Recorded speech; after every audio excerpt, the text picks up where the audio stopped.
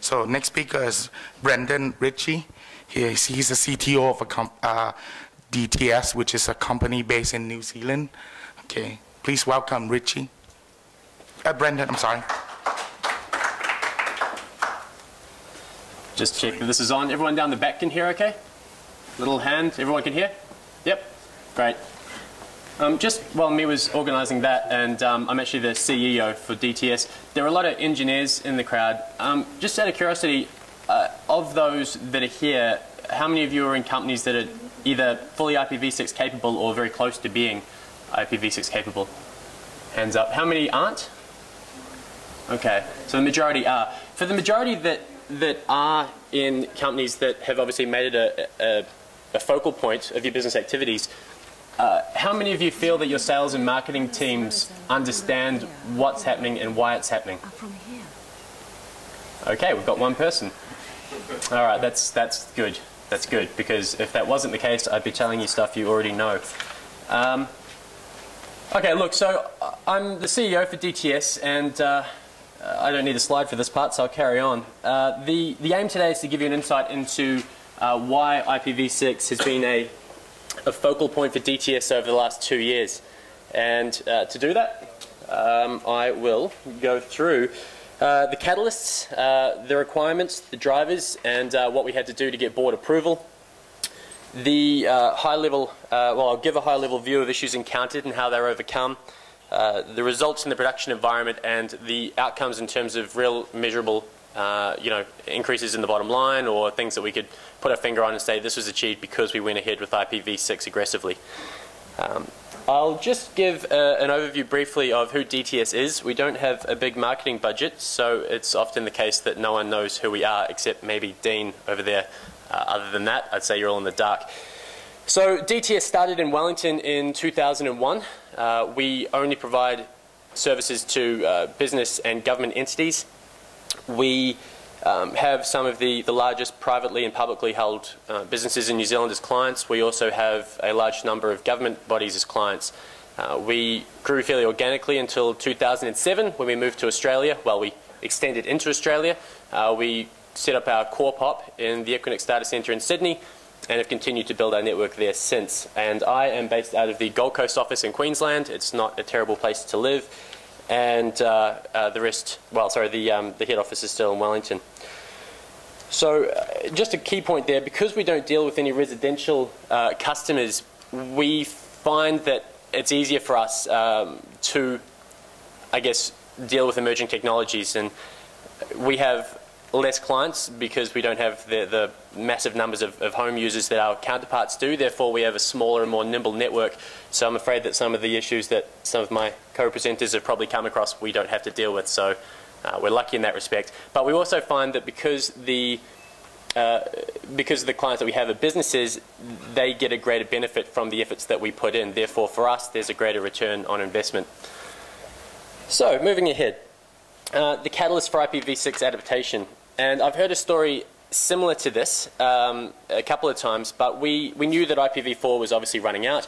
We knew that IPv6 was something that existed, but other than, and this is early 2010, other than making sure that any new hardware purchased over a number of years was IPv6 capable, we really didn't, there wasn't a set plan.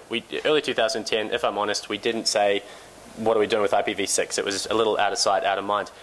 Until we had a meeting with one of our bigger clients who has 70 offices with us across New Zealand and Australia. And at lunch they said, what are you guys doing with IPv6? What are your plans? And it was a little awkward, but we said we're actually just starting a capability assessment, a network review. We're going to find out what we need to become fully IPv6 capable. And in a month's time we'll table a roadmap to readiness for you, along with timelines, etc. So sure enough, we went back from that lunch meeting and said to our network architect, you've got a job for the next month. He went ahead and did that job and took a look at all the usual things, routers, switches, web, mail, DNS, all the sorts of things you people would know a lot about, I know very little about. As a CEO, it's not really my thing. But there are a lot of additional drivers, and we had work to do. The key for us was to make sure that V6 deployment was not simply a case of need to, but rather how could we make it form a significant part of our corporate identity? How could we differentiate ourselves? And some of the things that Arvind was talking about before, differentiation, being an industry leader, those were two of the key things that came to mind, but there are a number of others. So I'll launch into those, and I'm sorry if I'm speaking too fast at any stage, just hand up. I've got a really bad habit of doing that. Sorry, Miwa, I'll slow down. Okay, now, we had seen an emergence of IPv6 requirements, or at least a roadmap to readiness emerging in large corporate and government tenders, and Arvind touched on that too. We understood that v4 exhaustion was an external threat that had to be addressed to ensure business continuity, but it was also a threat in that a lack of action on our part would give fast-acting competitors, once they emerged, and they hadn't at that stage, you know, a benefit that DTS couldn't offer. So this can, the cost of not being early adapters scared us, and I think this can best be summarized as fear of missing out, the acronym FOMO. I can thank one of my friends for that, but you know, whether it's IPv6 or a party, I don't like to be left out. So the next one, client expectations and growing market awareness. In the time that we had been looking at our network and assessing it in order to get back to our key clients, our salespeople had started to take a lot more calls from existing clients asking what the media reports they'd seen were about, how were we set, did we have any v4 address space left. Of course, we had tens of thousands, we still do, but the point is clients were becoming aware and wanted to know that as their ISP, we had them covered. Industry partners' expectations. This is critical for us. A large proportion of our new clients come from industry partners who refer their clients to us and in turn get an ongoing rebate. But they're putting their reputation on the line every time they refer someone to DTS. And if we can't offer the services that our competitors can, and we would prefer to offer over and above what our competitors can, then our referring partners are putting themselves on the line, and we can't let that happen. Value for the company. As with anything, this investment was weighed up against the potential return. V6 had moved past a buzzword, of course. It had become a way to attract new clients that were focused on business continuity and growth. But it was more than that. We saw that we stood to differentiate, which I've already touched on, ourselves by being early adapters. If we were seen as an IPv6 authority in the New Zealand and Australian market, that could only be a good thing. And we could certainly get that message out to market. How do we get that message out to market? We do that via social media, which is a big focus of mine and something I'm particularly interested in. I'm sure, well, I'm not sure, but I hope that after this you'll take a look at our website, read our blogs, take a look at our Twitter account, and get on board. But one of the keys to a successful social media strategy, and I hope I'm not preaching to the converted, but is relevant and unique content, regularly updated, bites of information that people in the industry can absorb and find interesting. IPv6 was a message with some depth, it was a message with a timeline, and it's something that we can focus on and convey to interested parties. I believe I have two more additional drivers. I do. Okay. Growth in managed router revenue.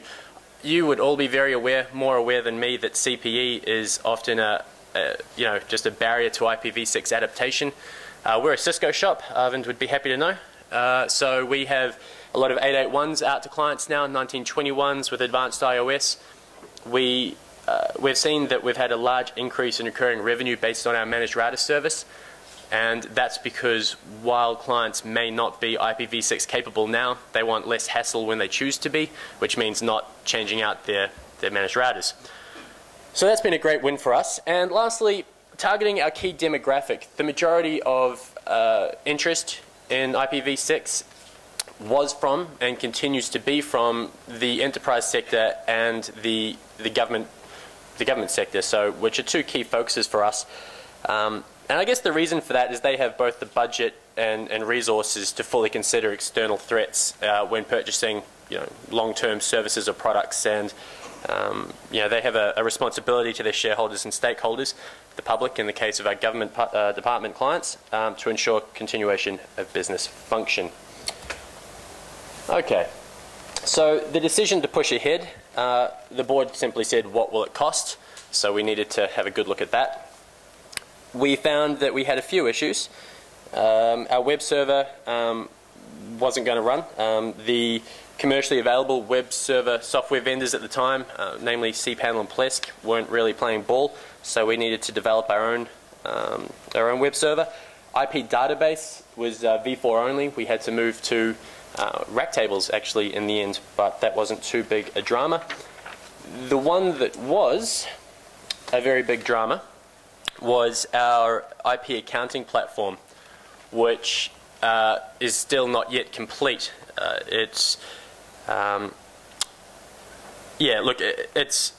been built locally. There's not a lot of supporting documentation, and it needs a complete scratch rewrite. So we've built the API, we've got the database sorted. We're currently looking for front-end development and very close to signing that off. But suffice to say, we needed to think, okay, we can't monitor IPv6.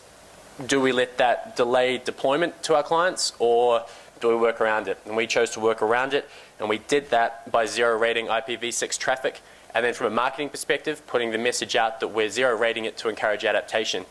Now, that's true, but it's also just a positive way to put out a message that would otherwise be a negative. And that's where I think sales and marketing teams need to work closely with technical teams to get the best result when deploying IPv6. And lastly, our other issue, our other major issue, was that our primary IP transit or international IP transit provider wasn't fully capable until June 2011. So like a lot of other companies, we tunneled to Hurricane Electric, and that was fine for them.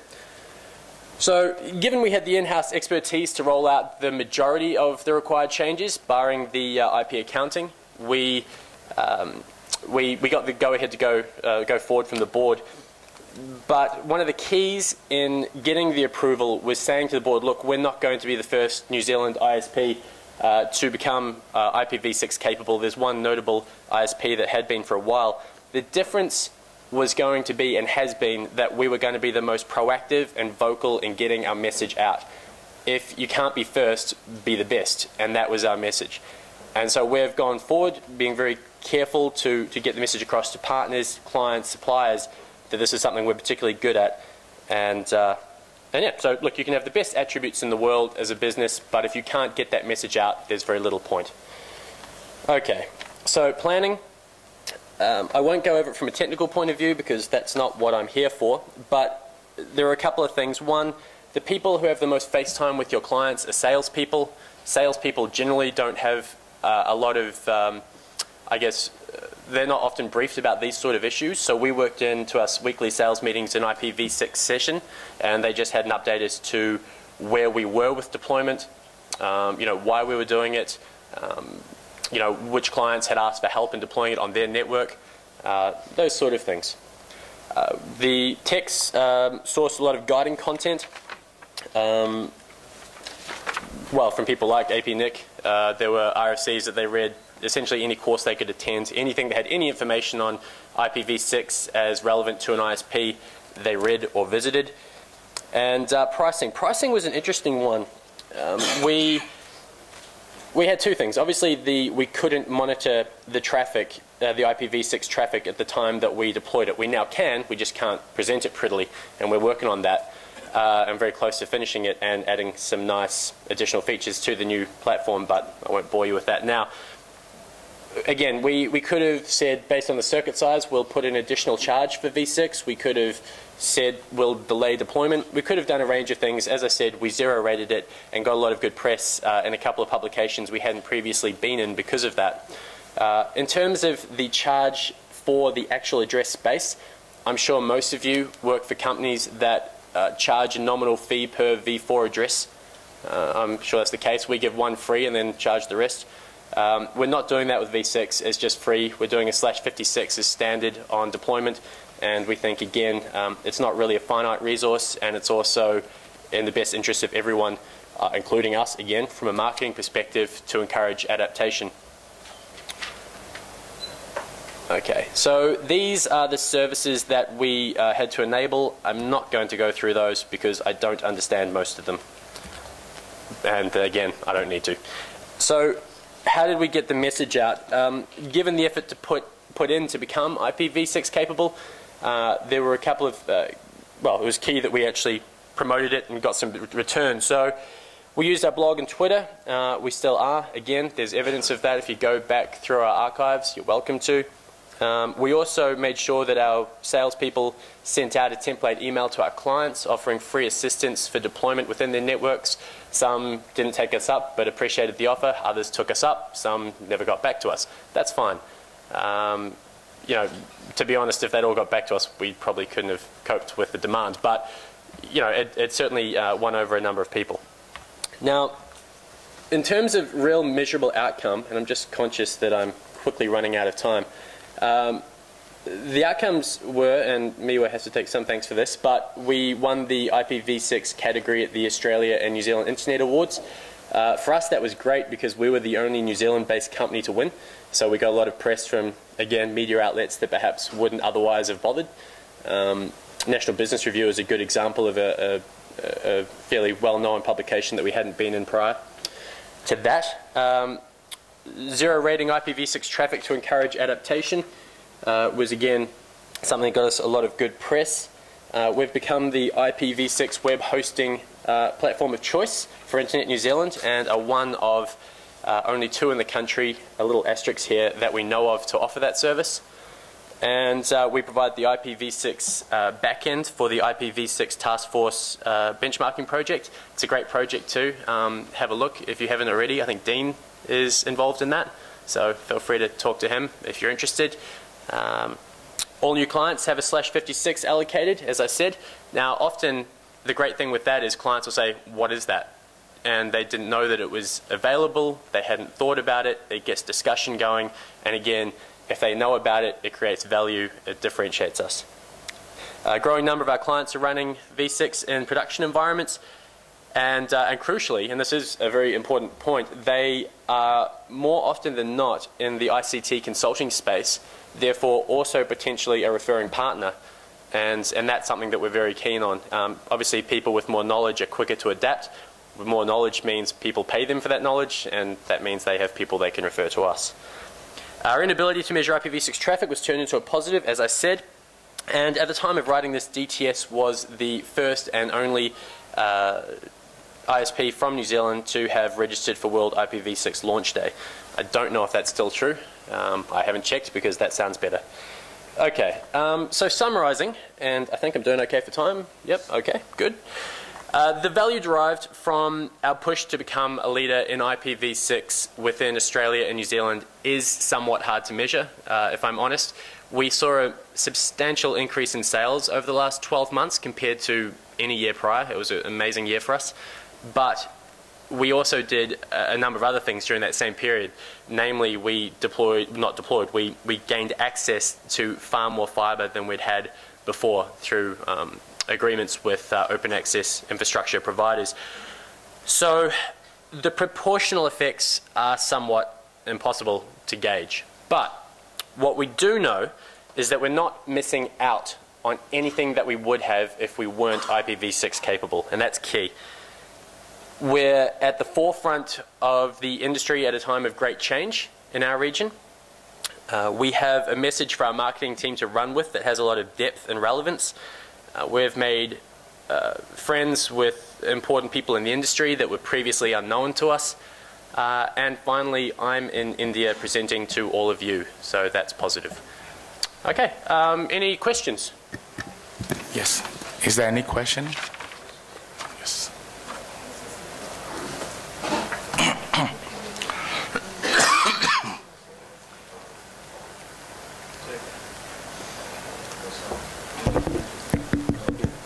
Thank you. Okay, thank you, Richie. My name Brahmana I'm working for Telkom Indonesia. Okay. I'm very happy to know that DTS is the winner of the IP version 6. And as the same with us, my company also tried to deploy the IP version 6. But the bottom line of the to implement IP version 6 is to create revenue or to create traffic, isn't it? So, regarding to create the traffic, how does DTS drive the content provider to provide the IP version 6? And from the viewpoint of the customer, how do you drive the customer to create traffic also by the IP version 6? Maybe you can share to us. Thank you. Sure. Okay. So two questions. One, how do we, make content providers more willing to provide content via V6? And the second part of that question was, how do we get our clients interested and make them want to use traffic via V6? So the first part, in terms of the content, is luckily becoming less of an issue. Talking to one of the guys from Google here yesterday, it sounds like IPv6 launch day is going to see the vast majority of big players. Dean's nodding, that's positive. Means I'm not saying the wrong thing.